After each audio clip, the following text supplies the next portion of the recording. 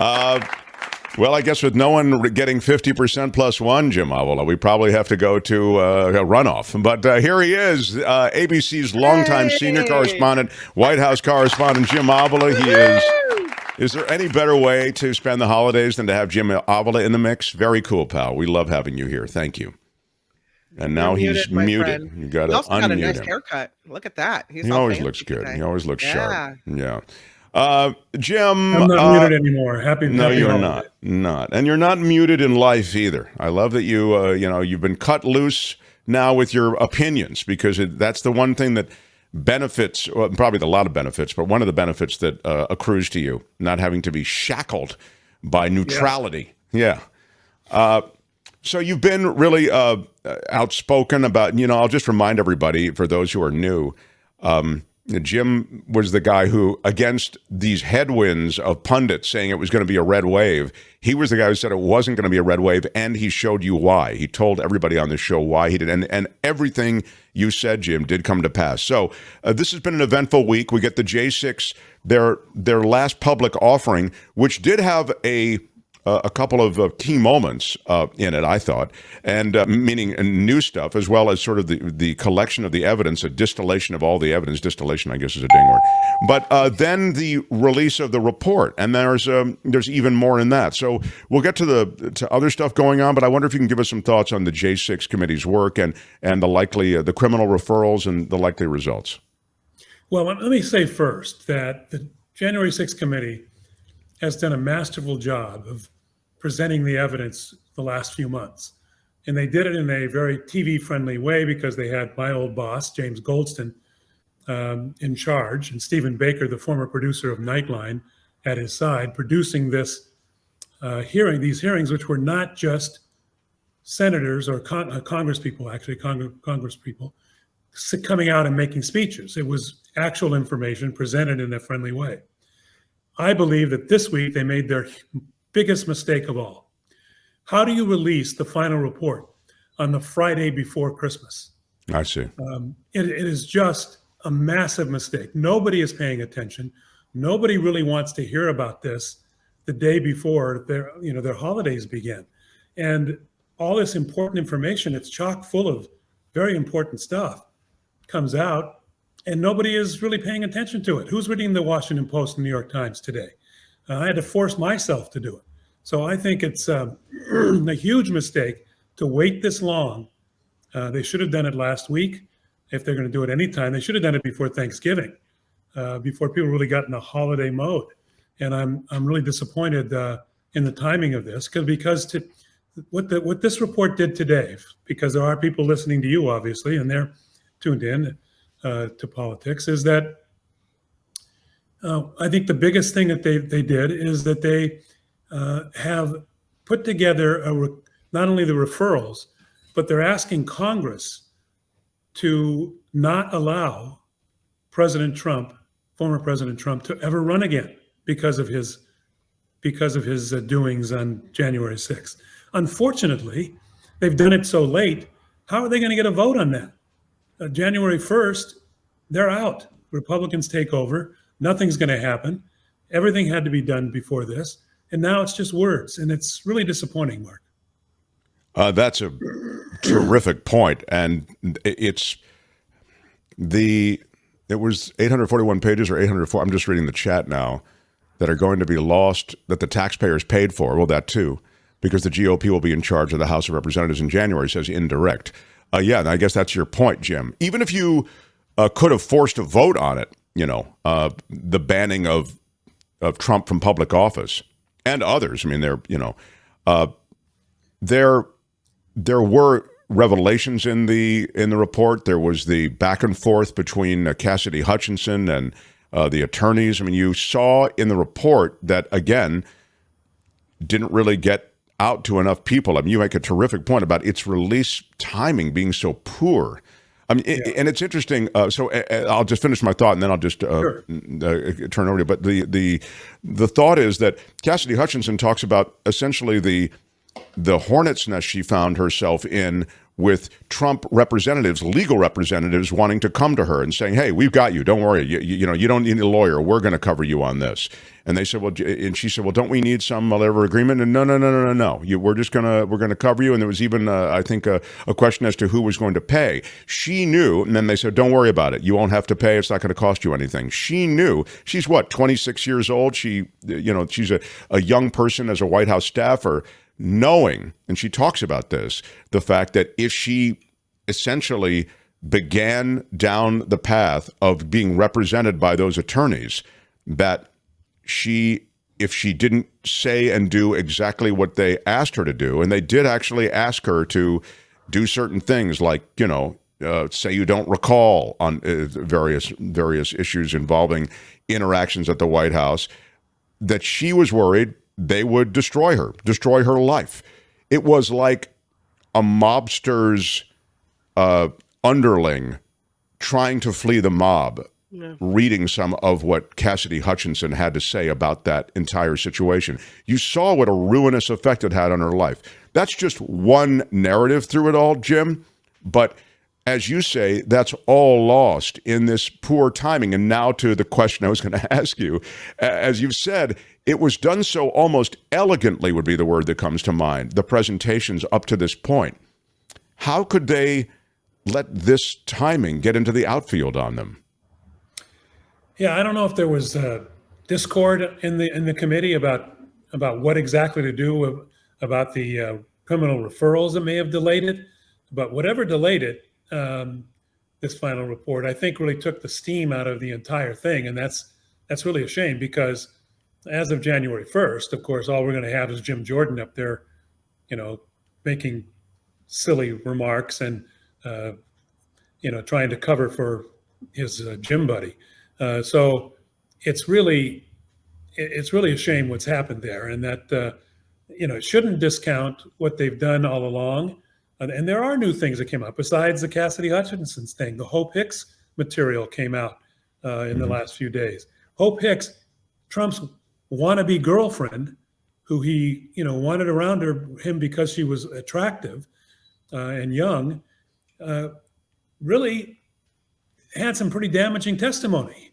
She said, and that it came out just recently in this final report, that she wanted to have Trump put out a statement before the rally urging nonviolence, and Trump refused. She even went to the attorneys around Trump to say, "Hey, we've got to put out a statement." She's the communications director. "We've got to put out a statement urging nonviolence." She saw what was coming. And she said Trump refused to do it. He denied. He said he didn't want to. And so the damage happened. All the violence happened. That's critical, and because it shows intent. And that'll be very valuable when it does go to the attorney general, when the special prosecutor decides whether or not to prosecute. One of the things that has been put out there is that perhaps Trump will come up with this excuse that he didn't have the intent of doing that. Excuse me. Sure. And that he was didn't know that this was going to happen. He was warned in advance that there would be violence and urged not to. That shows that he had knowledge and intent. And I think that's going to help the prosecutors. But it really should have gotten in the public mind more effectively than releasing it the week before Christmas. Wasn't there also something in the testimony about him being told that people had guns and a metal detector at the rally, and he said, "Let him in anyway"? Yes. So they're not here to shoot me, I think they just said. Yeah. Right. Yeah. That's what Cassidy Hutchinson brought out in her testimony a while ago. That's out there, that she said that she heard him with state Secret Service people. He was upset because the crowd wasn't as full as he wanted. There were not as many people as he wanted. Yeah. And he said, you're stopping the crowds from coming in. And they say, well, they have weapons, and they have got to go through the magnetometer, whatever they're called, the magnetometer. Magnetometer. Yeah, thank you. And he said, no, they don't. These are my people. They're not going to hurt me. Let them in with their guns, which is crazy. you Yeah. know, and so she testified to that, and that was firsthand testimony. Some of her testimony was, you know, was hearsay, and that's going to come up when it goes to trial as to how much she can testify to. But if the prosecutors do go after him on that, they'll be able to bring in the actual Secret Service people, put them under oath, and threaten them with perjury, and they'll have to testify to it. So they So, knew all this whole time. They've, you right. know, we've seen it over the months as we go on. The report's ready. Why do they release it now? Like, why couldn't they have done it earlier?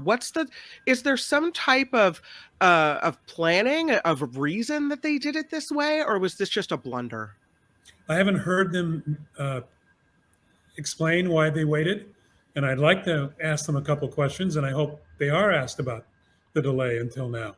Only thing I have heard is what I've mentioned, is that there was some debate about whether or not referring this report criminally on Trump would do more harm than good, because now what happens? Well, there was some debate about whether or not that should happen, and the debate was, if we do this, it sounds more political, and that the Congress asked the Justice Department to press charges. If the Justice Department did it on its own, then it wouldn't seem as political.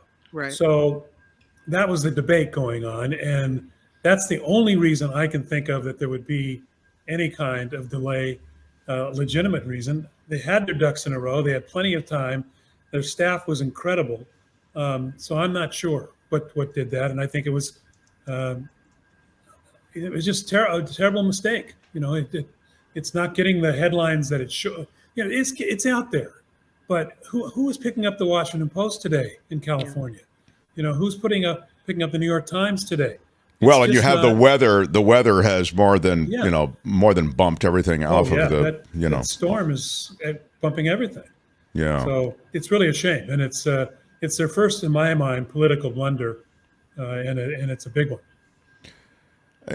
To me, it's such a brutal takedown of so many arms of the government. I mean, you had it coming from the executive branch, and there are even communications. You know, these text messages that are now coming out really do leave a breadcrumb trail to the Oval Office, to Trump himself.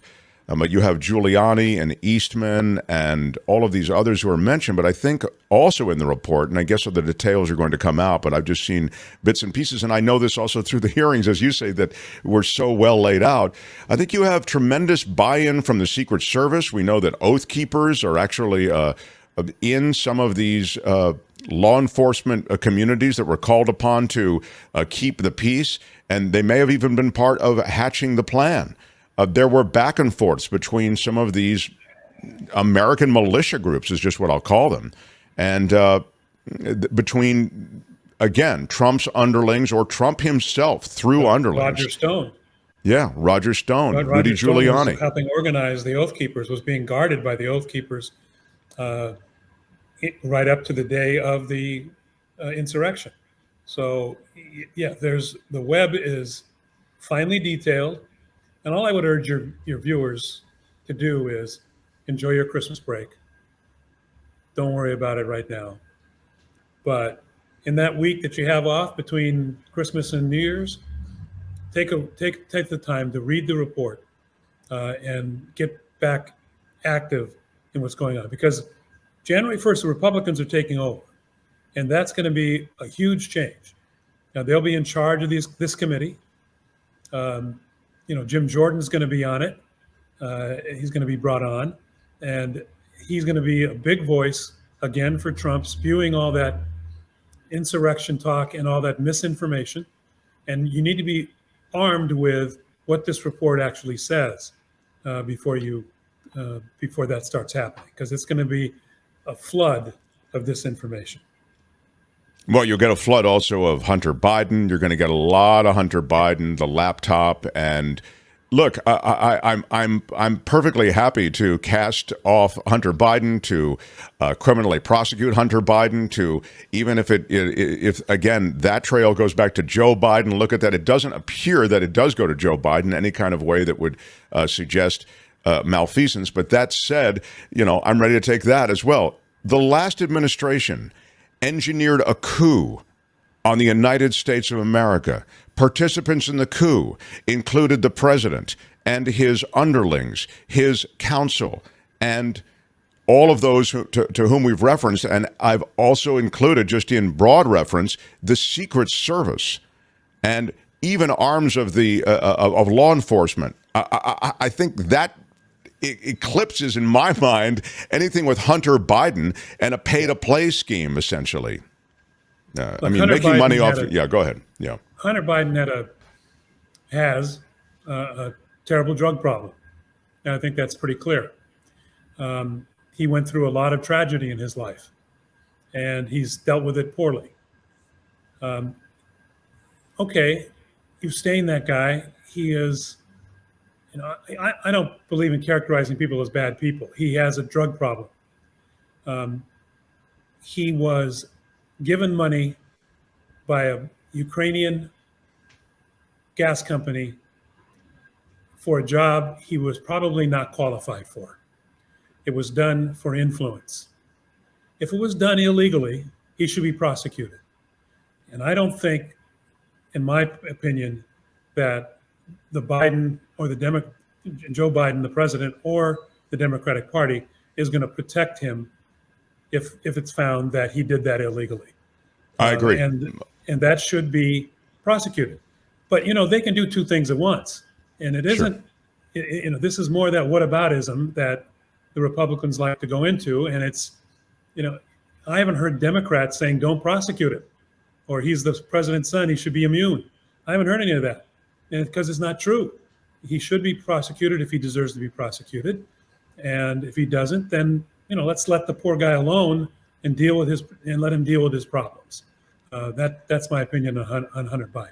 Yeah, well, one thing they're not going to do is leave the poor guy alone. You're going to hear more about Hunter Biden than you ever thought you wanted to hear. And as Jim says, if he has some pay-to-play connection to the administration, look, the idea that you trade on your name when your daddy is president, vice president, or in a position of power, or mommy for that matter, but I think when one of your parents is in charge of a lot of stuff, you play off of that name. I hate it. And the fact that it's legal is disgusting as well in this country. I hate it when Hillary Clinton's daughter, Chelsea, can get some big deal as a result of her name, Chelsea Clinton. I hate it when the Bush kids got everything they got. You can go back through time, friends. You don't have to go far. The last administration, this just in, the Trump kids, Eric and Don Jr., couldn't pass a security test. They couldn't pass a security test, a basic security test. They were so compromised. But their dad, who probably wouldn't be able to pass it either, he bigfooted it and got them in. So this idea that Jared nepotism and Jared Kushner as well, thank you. Could and not they get all a security clearance. Enriched themselves immensely. These people who couldn't get a security clearance, they did the dirty backroom dealings on WhatsApp, communicating with MBS. Jared and MBS talked all the time. In fact, and this is then I'll shut up, 11,000 top secret documents were jacked from the White House by the last president. And I'm not sure that some of that information didn't get to the Saudis or other people as a result of being, again, taken by Jared, seen by the Trumps, if there is money or favoritism of some sort when it comes to business involved. Yeah, I'd like to see them get to the bottom of the, and I think the Justice Department will, about what happened to those documents. The Jared connection to Saudi Arabia and Trump's connection to Saudi Arabia is entirely suspect. That him passing along information about Israel that would have been in these documents as top secret information to the Saudis is very suspicious, and it should be really looked into whether or not that happened, because obviously Kushner has this special relationship with the Saudis. And would the Saudis want information about the Israeli government? Absolutely, they would. The last thing I'll say, Jim, just because you mentioned the Saudis and that he has a special relationship, I love the way you put it, because, and we can talk about this next time, the Saudis didn't want to fund the Jared Kushner investment fund that got $2 billion worth of Saudi money. And now in communications that have just become public, you see that certain members of the Saudi brain trust, if you want to think of it that way, they were expressing anxiety about the fact that Jared Kushner had never managed a fund before. I mean, his big brag was doing 666 Park Avenue, right? That was the worst real estate deal in the history of New York. And the Saudis even knew this, right? So they said, well, do we have to go in that heavy with him? We have to fund the whole thing? I mean, so even the Saudis, they have money up to their ears. They were saying, we don't know that we want to give Jared all that money. And these communications have now become public. So to Jim's point, he has a special relationship with the Saudis. Yeah, that's one way to put it. They single-handedly, essentially, funded his investment fund. There's not a lot of other people in it. Yeah, they do. They own him. Oh, yeah, so true. No doubt about that. Hey, pal, I just care about you, love you so much, and it's great to talk to you at the holidays. Thank you so much for being part of the show. You too. Happy holidays to you and Kim and all the rest. Yeah, Albert.